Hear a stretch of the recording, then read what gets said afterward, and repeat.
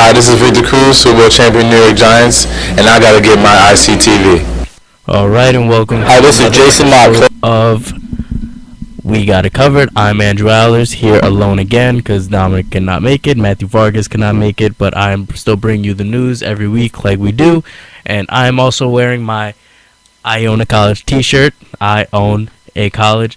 Given to me by one of my good friends, Sal. Shout out to Sal for that. I was waiting like 2 months for that shirt. Yeah, but I definitely like the shirt. So I just want to talk about a little bit of entertainment. In this past couple weeks, or in the past week, Meek Mill has gotten into trouble yet again. He has violated his probation, and he will be sentenced probably to 2 to 4 years in prison. So this is a case that a big case for hip hop this week, as Meek Mill, who's gotten in trouble in the past. He was already in prison one time before, or multiple times before, but in the past couple of years, a lot of celebrities, even Drake, had a free Meek Mill T-shirt on stage in one of his concerts. Everybody wanted him to get out of jail. Everybody wanted to be okay, and I saw this on Twitter yesterday. Somebody said Meek Mill is like our little brother, and we're like a big, huge family. Even though we clown him for all the stuff, all the beef with Drake and all the stuff that he did, we still don't want to see him hurt, and we obviously don't want him to go to jail.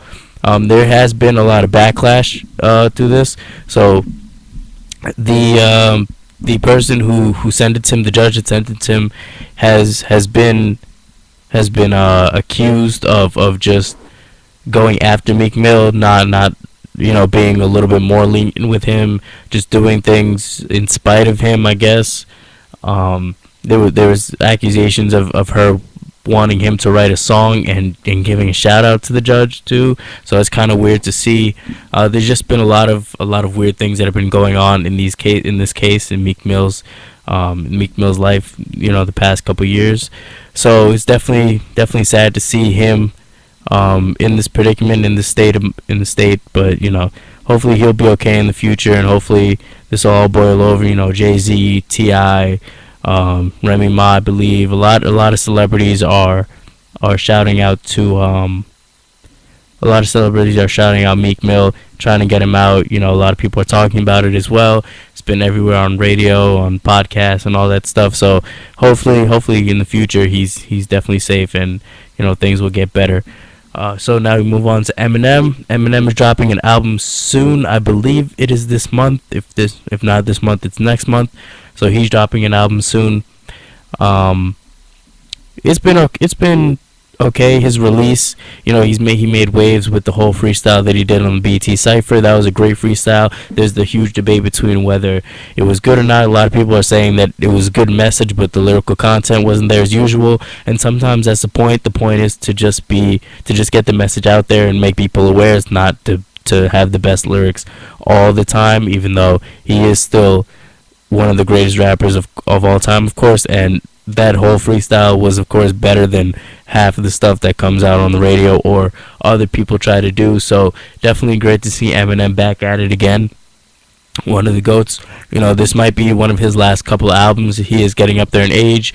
Not as old as Jay-Z, but he's still getting up there, and rap is still fairly young, so we don't know how long people are going to go rap for. KRS-One, I forget his age, but he's still out here rapping, I think, in Europe, doing tours. Redman is still out here rapping and doing tours, and Redman is somebody that Eminem looks up to. Eminem said himself that Redman is a great rapper. He gets a lot of his style from Redman. A lot of the Eminem versus Slim Shady, Eminem got for Redman, because during Redman's albums he would have Redman versus Reggie Noble, and Reggie is Redman's real name. So that person versus person, I guess you could call it.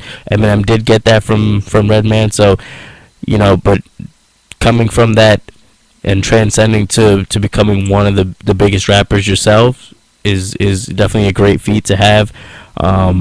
So it's going to be interesting to see if he still got it. A lot of people liked his last album. People didn't like the album before that, which was Recovery, I believe. That was the album that a lot of people they didn't really like it. There were some good tracks on it, but it didn't get the critical acclaim that the Slim Shady EP gets. To this day, the Marshall Mathers LP gets to this day. It didn't have that critical acclaim, but hopefully this album will do that. Hopefully there's some good features on it. He just put out a song today, actually. Breaking news. You should get called this with Beyonce, called "Walking on Water." It's a pretty good song. It's a somber song. It's a slower one. So definitely great to see him and Beyonce working together. And hopefully, there's legends like Jay-Z, maybe Redman. Hopefully, Slaughterhouse, one of my favorite rap groups, Slaughterhouse. Hopefully, Joe Budden is on there.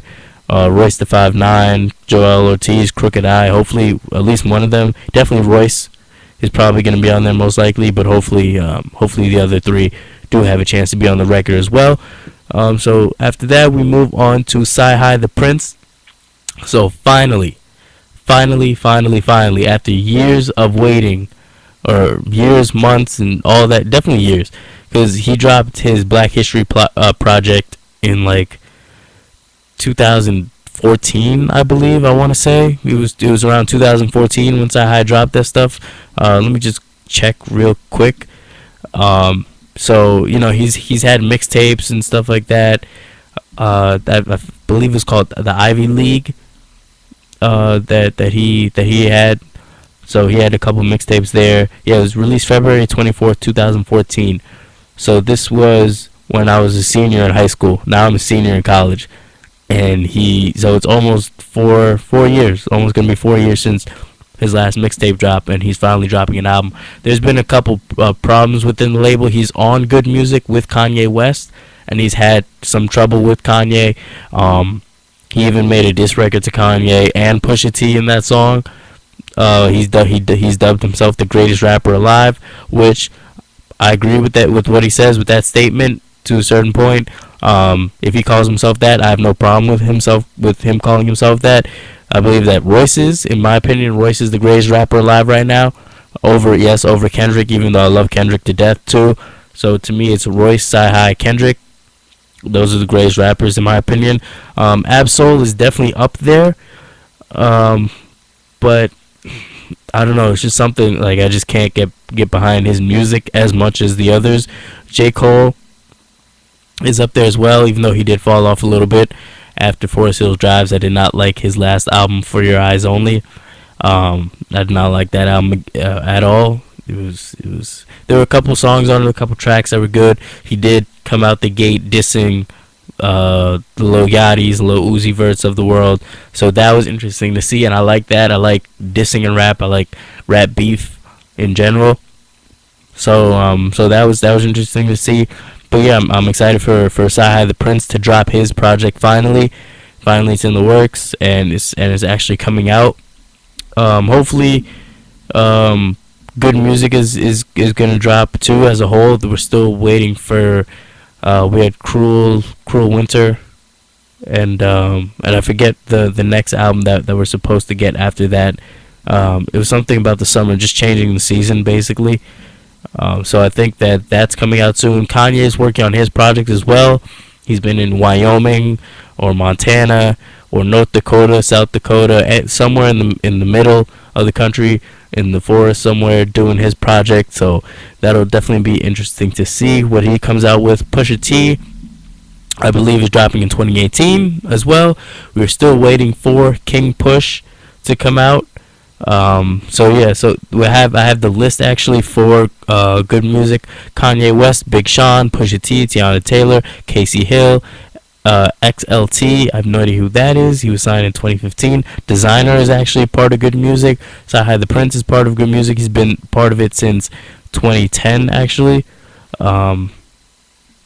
Big Sean has been in it since 2007. Pusha T has been there since 2010. Tiana Taylor since 2012. Francis and the Lights since 2017. T-Paz since 2016. And Tyga is on there since 2016, which was a weird signing considering his music has not been popping as of late. But yeah, so B by Common was actually released under Good Music.